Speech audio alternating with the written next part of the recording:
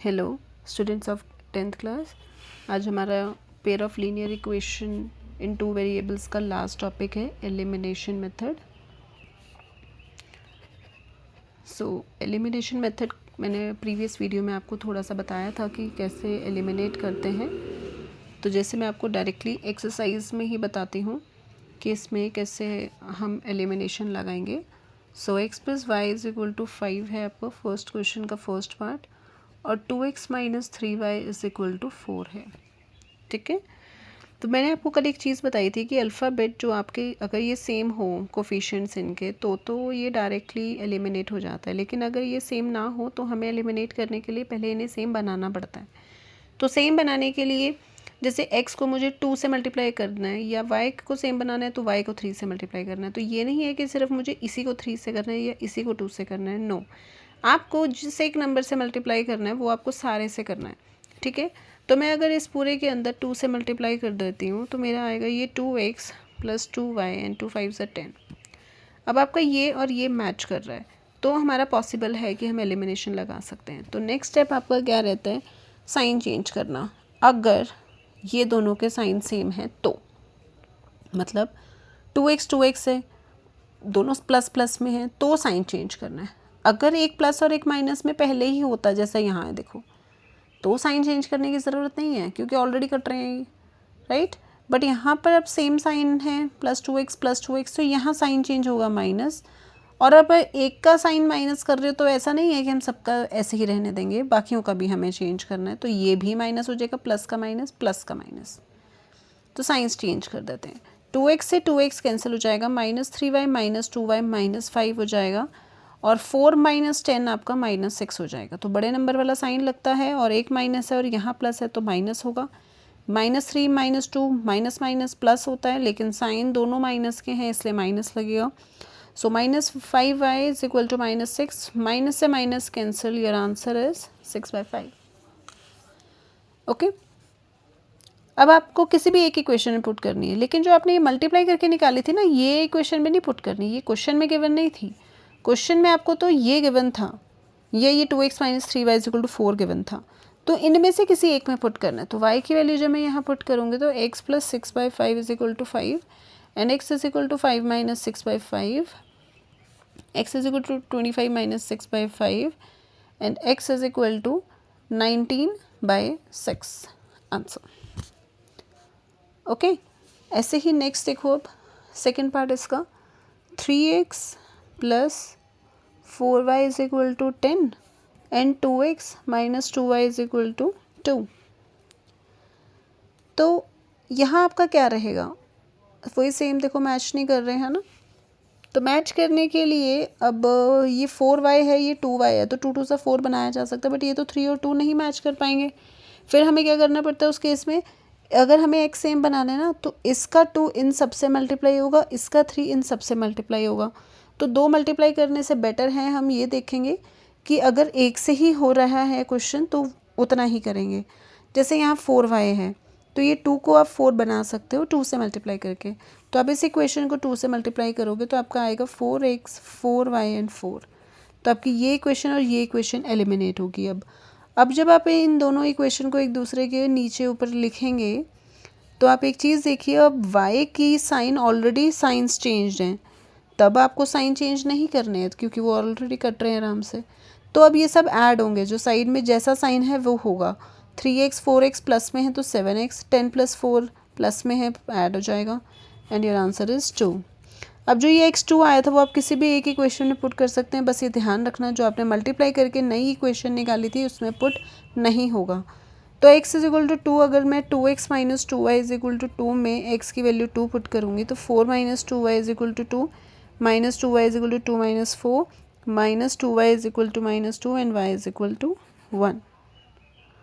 ठीक है, तो ये आपके 2 पार्ट्स हो गए। नेक्स्ट है आपका थर्ड पार्ट। थर्ड पार्ट में 3x minus 5y minus 4 is equal to 0, 9x माइन में शिफ्ट कर रही हूँ, 9x minus 2y minus 7 is equal to 0। ठीक है, एक जैसी बनाई मैं इक्वेशन। अब देखो ये दोनों तो नहीं मैच कर रहे ना, एक दूसरे के टेबल में नहीं आते ना, ना 2 के टेबल में 5 आता है, ना 5 के टेबल में 2 आता है, लेकिन ये तो आता है 3 के टेबल में तो 9 आता है। तो इस इक्वेशन को हम किससे मल्टीप्लाई कर देंगे, 3 से। तो हमारी इक्वेशन आएगी 9x minus 15y minus 12 is equal to 0। और ये इक्वेशन मैं इसके नीचे एज इट इज़ लिख लूँगी। लेकिन अब अगेन वही सेम चीज़ कि इन दोनों के साइंस तो सेम है, तो मुझे साइन चेंज करने पड़ेंगे, और जब मैं साइन चेंज करूँगी तो मैं सबका साइन चेंज करूँगी। ये कटेगा, 15 माइनस का है माइनस में आएगा, 15 और 2 ये प्लस का है, इसका मतलब माइनस और प्लस सब्ट्रैक्ट होगा। 15 में से 2 गए 13, 12 और 7 माइनस में आएगा, ठीक है। तो y इज इक्वल टू 5/13 आ रहा है, लेकिन माइनस का देखो ये शिफ्ट होगा, -5 इधर जाके +5 बन जाएगा, लेकिन ये तो -13 ही रहेगा जब डिवाइड में जाएगा, तो इसलिए -5/13। अब किसी भी एक इक्वेशन में पुट करके आप दूसरी अल्फ़ाबेट की मतलब x की वैल्यू निकाल सकते हैं, ठीक है। नेक्स्ट फोर्थ पार्ट है आपका x/2 + 2y/3 is equal to -1 और x - y/3 is equal to 3, ठीक है। अब जब आप इस केस में एलसीएम लेंगे पहले, तो 3 और 2 का LCM 6, 3x + 4y cross multiply हो जाएगा ना। जब एलसीएम ऐसा लेते हैं कि इन दोनों को मल्टीप्लाई करके लिखते हैं ना, तो ये इससे मल्टीप्लाई हो जाता है और ये इससे। सो आपकी इक्वेशन बनी कुछ 3x + 4y is equal to -6। अब इस वाले ये मैंने इसका एलसीएम लिया था, अब मैं इसका एलसीएम ले रही हूँ, तो 3x - y is equal to 3 cross multiply, तो 3x - y is equal to 9। अब आप देखिए एलसीएम लेने के बाद पहले ही ये 3x मैच कर गए, तो कुछ भी मल्टीप्लाई करने की ज़रूरत नहीं है, बस दोनों इक्वेशंस को एक दूसरे के नीचे मतलब एक दूसरे के ऊपर नीचे लिख लो। और ये साइंस चेंज करने पड़ेंगे क्योंकि 3x का साइन चेंज नहीं है, ये माइनस था प्लस बना दिया, यहाँ प्लस था माइनस बना दिया। 4y और 5y हो जाएगा, ये दोनों ऐड हो जाएंगे और ये 15 आ जाएगा। और y की वैल्यू किसी भी इसमें पुट कर देना आप चाहें, y - 3, तो ये -12 इधर जाके +12 x2 आ गया, ठीक है। तो ये ऐसे हो जाता है सॉल्व। अब नेक्स्ट आपका जो क्वेश्चन नंबर 2 है वो स्टेटमेंट सम्स हैं। जैसे मैंने आपको सब्स्टिट्यूशन मेथड में बताया था कि स्टेटमेंट्स की इक्वेशंस बता दी थी कैसे बन रही हैं, मैंने स्टेटमेंट सम समझा दिए थे, और उसके बाद आपको इसको खुद सॉल्व करना है, राइट। जैसे आपको एलिमिनेशन मेथड अब मैंने आपको बता दिया है हर टाइप का कि एलिमिनेशन मेथड कैसे किया जाता है, तो वो आपने खुद करने हैं अब ये, ठीक है। उसी से आपकी प्रैक्टिस होगी। So question number 2 first part, if we add 1 to the numerator, again ये फ्रैक्शन वाला क्वेश्चन जैसे हमने कल भी किया था वीडियो में, उसमें सब्स्टिट्यूशन मेथड में। So let numerator x denominator y। अगर आप न्यूमरेटर में 1 ऐड कर रहे हो, डिनोमिनेटर में 1 सब्ट्रैक्ट कर रहे हो, तो आपका फ्रैक्शन 1 रहेगा। और अगर आप न्यूमरेटर में कुछ भी ऐड नहीं कर रहे हो, सिर्फ डिनोमिनेटर में ऐड कर रहे हो, तो आपका फ्रैक्शन ये रहेगा। तो मैं क्रॉस मल्टीप्लाई भी कर देती हूँ, ठीक है, शिफ्ट कर देंगे, is equal to 0। This is a first equation and this is your second equation. y match कर रहा है, मल्टीप्लाई करने की ज़रूरत नहीं है, आप डायरेक्ट साइन चेंज करके कैंसिल कर देंगे इसको, ठीक है। सो x और y की जो भी वैल्यूज़ आएंगी, फिर लास्ट में आपको फ्रैक्शन लिखकर यहाँ x की वैल्यू और यहाँ y की वैल्यू लिख के वो आंसर होगा आपका, ठीक है। सेकेंड पार्ट आपका 5 years ago, सो एज की बात हो रही है, तो लेट एज ऑफ, इसमें 2 हैं नूरी एंड सोनू, इसकी x ईयर्स हो गई और इसकी y ईयर्स हो जाएगी, ठीक है। 5 years ago Noori was thrice age, 5 साल पहले। 5 years ago नूरीज एज आपकी रहेगी 5 साल कम हो जाएंगे उसमें, और सोनूज एज, सोनू की एज में 5 साल कम हो जाएंगे। तो ये बोल रहे हैं कि नूरी वॉज, तो नूरी वॉज इज़ विल, ये जो आते हैं ना, ये इज इक्वल टू लग जाता है इसकी जगह, थ्राइस 3 टाइम्स सोनू से। तो इसको हम सॉल्व करेंगे तो 3y - 15, तो x - 3y और -15 इधर आएगा तो +15 हो जाएगा, और +15 5 से माइनस होके 10। तो this is your first equation. Next उसने बोला है 10 years later. So 10 years later नूरीज़ की एज कितनी हो जाएगी, उसकी प्रेजेंट एज में ऐड होगा 10, और सोनू की एज में आपका 10 ईयर्स ऐड हो जाएगा. अब क्या कंडीशन दी है कि जो नूरी विल बी, मतलब x+10 is equal to twice age Sonu. आप मल्टीप्लाई करेंगे जब इसे, ब्रैकेट्स ओपन करेंगे, x - 2y -10, क्योंकि 20 इधर आके 10 से माइनस हो जाएगा. This is the second. अब इसमें भी देखो x मैच कर रहा है, तो आपको कुछ भी मल्टीप्लाई करने की ज़रूरत नहीं है, बस साइंस चेंज करके x कैंसिल करके y की वैल्यू निकालेंगे, y के किसी एक में पुट कर देंगे, आपके दोनों की एजेस आ जाएंगी. ठीक है, got it. Next question number 3. Sum of the digits. Okay, 2 digit number होता है जो, उसमें एक तो टेंस होता है, एक वंस है ना. ये टेंस है और ये वंस है. तो let digit at tens place, आप कुछ भी ले सकते हो. वंस प्लेस को x ले सकते हो, टेंस प्लेस को y ले सकते हो. ठीक है, ये आपकी चॉइस है, इसमें कोई फ़र्क नहीं पड़ेगा. ठीक है, तो नंबर कैसे फॉर्म होता है 2 डिजिट नंबर का. ये वाली प्लेस 10 से मल्टीप्लाई होती है, प्लस ये वाली प्लेस 1 से मल्टीप्लाई होगी, क्योंकि वंस पे है तो 1 से, टेंस पे है तो 10 से. जैसे 60 + 4 इज़ 64. तो 6 को मैंने 10 से मल्टीप्लाई किया, 4 को मैंने 1 से मल्टीप्लाई किया, तो 60 + 4 इज़ 64. तो ये आपका 2 डिजिट का नंबर बनता है. सो टेंस प्लेस वाला नंबर 10 से मल्टीप्लाई होगा, प्लस वंस वाला प्लेस का नंबर 1 से मल्टीप्लाई होगा, तो 10x + y is the number formed.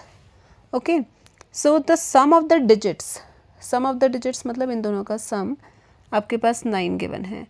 Also 9 times this number. This number कौन सा, अभी तक तो हमने कुछ नंबर नहीं लिखा, लेकिन नंबर फॉर्म तो बनाए. तो 9 टाइम्स दिस नंबर मतलब दिस वन इज़, मतलब is equal to twice the number obtained by reversing the digit. अगर मैं y ऊपर ले जाऊंगी, x यहाँ ले जाऊंगी, तो नंबर फॉर्म में भी तो y यहाँ आ जाएगा, x यहाँ आ जाएगा, तो वही रिवर्सिंग द डिजिट का ट्वाइस हो जाएगा. ठीक है, तो फाइंड द नंबर. तो एक ही क्वेश्चन तो आपकी ये बड़ी सिंप्लीफाई थी, बट ये दूसरी वाली आपको निकालनी पड़ेगी ब्रैकेट्स ओपन करके. सो ये आएगा आपका 88x - 11y is equal to 0. This is your second equation.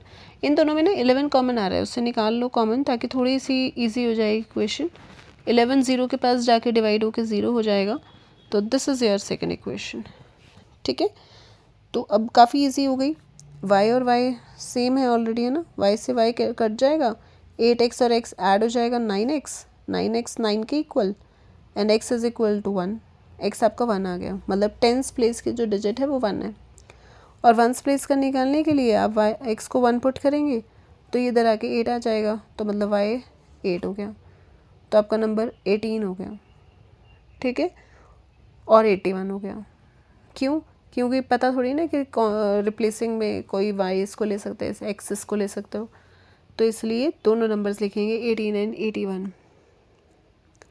Next है नंबर ऑफ नोट्स.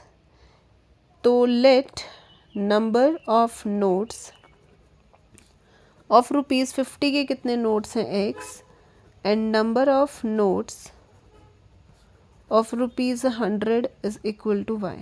ठीक है, तो Meena went to bank to withdraw 2000 rupees, वो निकलवाने गई थी, तो 2000 रुपीज़. अच्छा देखो 50 के नोट x हैं, तो ये इससे मल्टीप्लाई होगा, उससे ये पता चल जाएगा कि 50 के नोट का प्लस कितना है, तो 50 इंटू एक्स. ऐसे ही 100 के नोट का प्लस जानने के लिए 100 इंटू y. ठीक है ना, तो मतलब ये अमाउंट कैसे निकलती है, इसको इससे मल्टीप्लाई करके. नंबर ऑफ नोट आपके पास मान लो 10 है, 100 के, तो 10 100 का मतलब 1000 रुपीज़ है आपके पास. ऐसे ही अगर ये 5 है, तो 5 इंटू 50 250 रुपीज़ हैं आपके पास, 50-50 वाले. तो इनका प्लस 2000 के इक्वल हुआ, क्योंकि उसने 2000 अमाउंट निकलवाया, जिसमें डिनोमिनेशंस उसने 50 रुपीज़ और 100 रुपीज़ के नोट की रखी थी. और टोटल नोट्स उसके पास 25 हैं, मतलब एक्स और वाई के नोट्स 25 हैं. अब देखो ये मैच तो नहीं कर रहा, बट कुछ कॉमन आके ना इसके साथ कट रहा है, जैसे यहाँ मैंने कट कर दिया था। अगर ऐसा हो रहा हो सिंप्लीफाई तो बड़ी इक्वेशंस को कर सकते हो आप। तो अब जैसे मैं इसमें से 50 कॉमन निकालूंगी तो x प्लस 20 वाई अंदर इज इक्वल टू 2000, तो ये 50 इधर आगे कटेगा, है ना। सो ये 2y ही रहेगा। x plus 2y is equal to 50, यहाँ से कैंसिल, इट्स 40। सो ये आप सेकेंड इक्वेशन ले लो और ये आप फर्स्ट इक्वेशन ले लो। अब देखो आप x मैच कर रहे हैं ना, बस साइन चेंज करने हैं, है ना। तो ये आपका कुछ आएगा y इज इक्वल टू, मतलब ये तो डायरेक्ट y रह जाएगा ना, 2y में से एक y जाएगा, एक y रह जाएगा, और 40 में से 25 आप माइनस कर देंगे तो 15 रह जाएगा, ठीक है। तो मतलब y की वैल्यू आपके पास 15 आ गई, ओके। तो आप यहाँ 15 पुट करोगे तो ये आपका 10 आ गया। इसका मतलब 50 के नोट 10 है और 100 के नोट 15 है, मतलब 1500 प्लस 500 एंड 2000 आ रहा है आपका आंसर इजीली। तो नंबर ऑफ नोट्स लास्ट में आपको बताना है कि number of notes of ₹50 is 10 and number of notes of ₹100 is 15, okay. The last question of this chapter, fifth part आपका क्वेश्चन नंबर 2 का। मैंने कल आपको एक टैक्सी वाला क्वेश्चन करवाया था, चार्जेस वाला, वही सेम इसी तरीके से है। तो लेट फिक्स चार्ज हम ले लेंगे x रुपीज़, ठीक है, and charge for each day, मतलब एक दिन का चार्ज आपका ₹y हो जाएगा। अब ये क्या चीज़ है, जैसे लाइब्रेरी से हम बुक इशू करवा रहे हैं तो कुछ दिन का तो वो आपको फिक्स चार्ज देंगे, मतलब फर्स्ट 3 डेज़ आपके, इसके अंदर आपका 3 डेज़ चला गया, मतलब आपने 7 डेज़ के लिए अगर रखी तो 3 डेज़ में तक तो आपका ये वाला चार्ज लगेगा। लेकिन अगर उसके आगे आप रखेंगे तो पर डे का चार्ज आपका ₹y लगेगा, ठीक है। तो ये तो फिक्स्ड अमाउंट है 3 डेज़ के लिए। आगे वो डिपेंड करते हैं कि आपने कितने दिन एक्स्ट्रा बुक रखी है, तो वो आपको ₹y के हिसाब से पे करना पड़ेगा। सो सरिता ने 27 पे करे for a book kept for 7 days.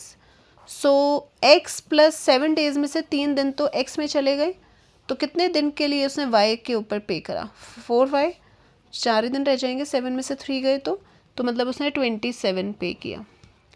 और सुसी ने 21 पे किया है 5 डेज़ के लिए, तो ये 2 एक्स्ट्रा दिन रहे, क्यों, क्योंकि 3 तो फिक्स में निकल गए।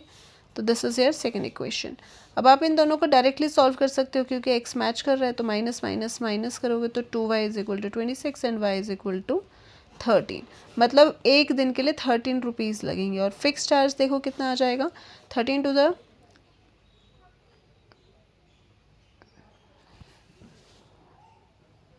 13, एक सेकेंड, सॉरी, दिस इज 3 आएगा fix charge. Charge for each day आपका 3 आएगा, 3 यहाँ पुट करोगे तो 3 टू द 6, ओके। तो x आपका 15 आया, मतलब 3 डेज़ का जो फिक्स चार्ज है वो आपका 15 है और ये आपका 3 है। आगे कुछ नहीं पूछा गया, तो ये आपका आंसर है। लास्ट में बस लिख देंगे fix charge is ₹15 and charge for each day is ₹3। सो आपका यहाँ चैप्टर फिनिश हो गया है। ये हम क्वाड्रेटिक इक्वेशंस कल शुरू करेंगे, ठीक है। So bye for now, thank you.